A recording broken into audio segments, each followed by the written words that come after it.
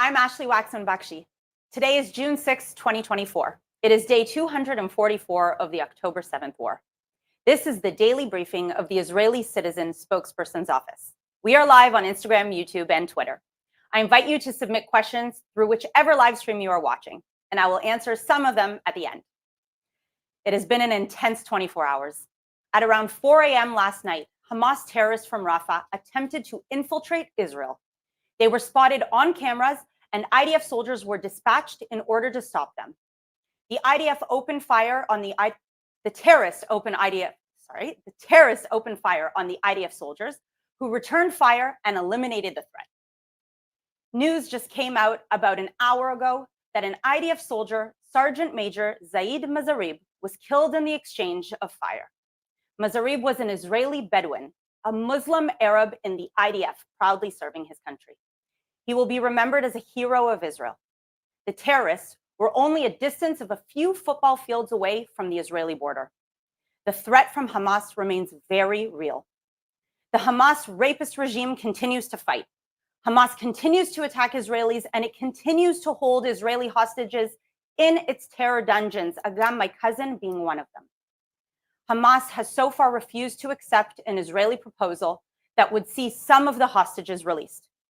As long as the Hamas rapist regime refuses to release hostages, the IDF will continue its operations in Gaza.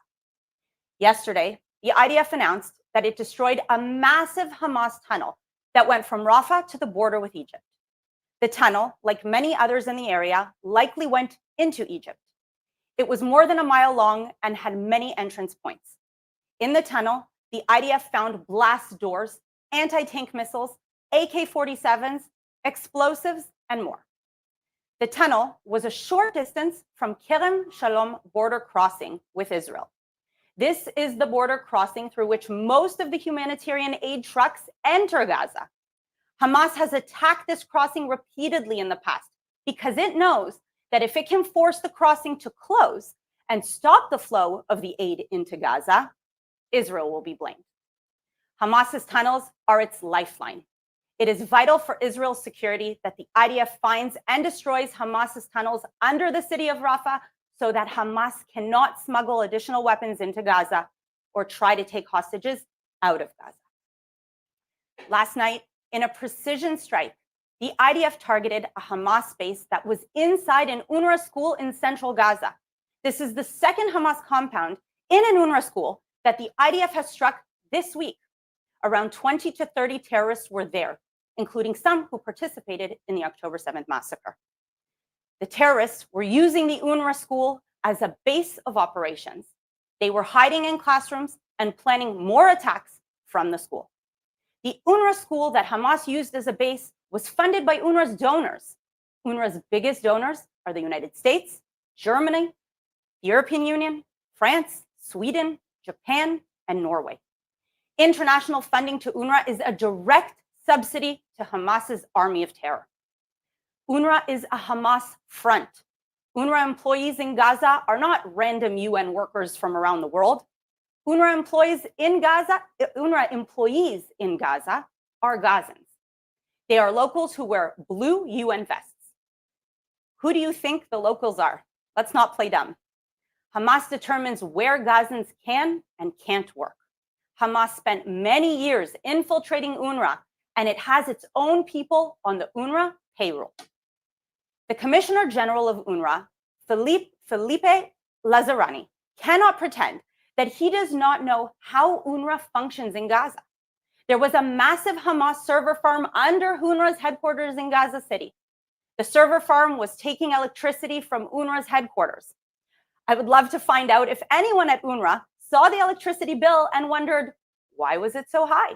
Or if they knew that their job was to look the other way as Hamas literally operates from under its feet.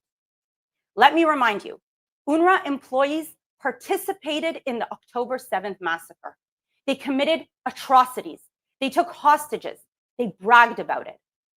It should not surprise anyone that UNRWA remains a Hamas front and an obstacle to peace.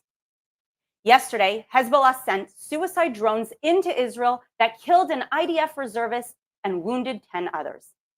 Hezbollah has been attacking Israel since October 8th with rockets, anti-tank missiles, and suicide drones. These attacks have sparked huge fires in northern Israel. 60,000 Israelis have been displaced from their homes because of Hezbollah's ongoing attacks. A sovereign state, Israel, is being attacked from a neighboring sovereign state, Lebanon. This is a clear violation of international law. In 2006, following the Second Lebanon War, the UN Security Council passed Resolution 1701, which called on the government of Lebanon to exercise its full sovereignty in southern Lebanon and not allow Hezbollah to have a separate army that attacks Israel. Since that time, the government of Lebanon has done nothing to stop Hezbollah. In fact, today, Hezbollah is part of the government of Lebanon. Hezbollah is a state within a state. I'm still waiting to hear from the people who marched in the streets of world capitals demanding that Israel cease fire in Gaza. Why are they not marching to demand that Hezbollah stops attacking Israel? Israel expects that everyone, every world leader, will speak up every day against Hezbollah's attacks and demand that it back off from the border before Israel is forced into a major war to push it away, before anti-Israel, anti-Semites will start accusing Israel of ridiculous claims such as genocide or occupation of Lebanon. Hezbollah must back off, or Israel will force it to back off. I will now take some questions from people watching online. Please submit questions through the live stream. This question came in advance on your Instagram stories. Why is Israel attacking in Rafah and endangering all the Gaza civilians after telling them to go to Rafah?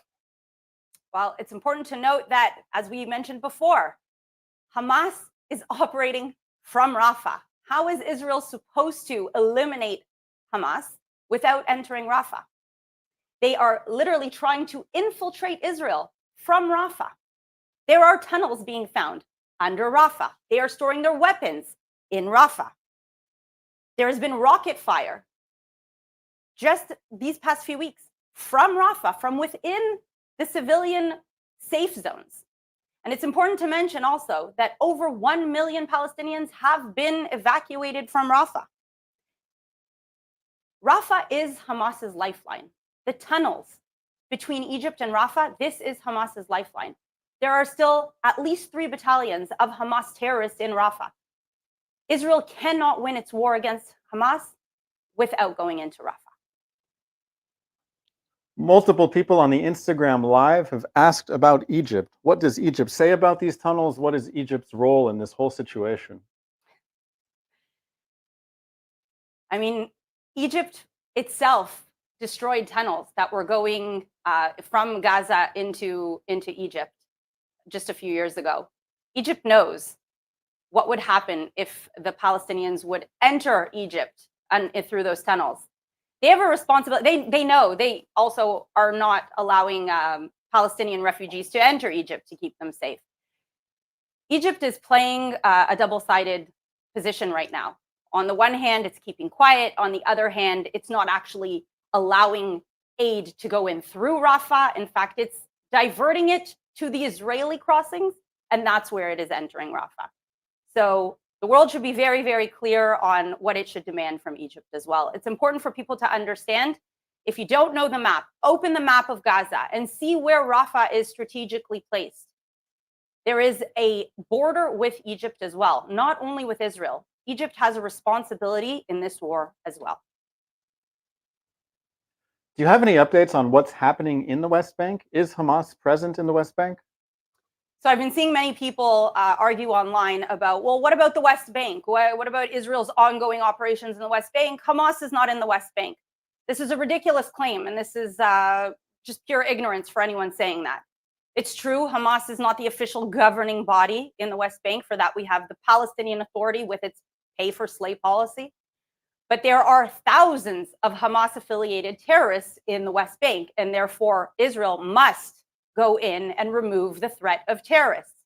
And these threats are not simply threats. We have countless terrorist attacks on Israelis coming out of the West Bank, and many of them, luckily, are stopped. And so it doesn't make your local news. And even the ones that are not stopped probably are not making your local news. So don't be fooled. We are fighting a war on the West Bank front as well. Our last question is from Instagram stories. Did the percentage of Aliyah applications increase significantly since the war started? So I don't have the official statistics or the numbers, but what I can say is that we feel the sense of Jewish pride rising amongst the diaspora. I have been reached out to many, many times when speaking abroad of people, young people interested in coming, making Aliyah, joining the IDF. And I can tell you from my own personal story, I decided to make Aliyah during the Second Lebanon War. So of course, when Israel feels threatened, Jews around the world feel threatened. And I'm sure we're going to see a rise in Aliyah in the following year. That's all we have time for today. Thank you very much. I invite you to follow on YouTube, Twitter, and Instagram, of course. And we will see you tomorrow, 3 o'clock Israel time, 8 a.m. Eastern Standard Time. Have a good day. Thanks for watching. Drop a comment below. Don't forget to like, share, and hit subscribe to stay updated with our latest content. Until next time, stay informed and inspired. This is Dejobnik signing off.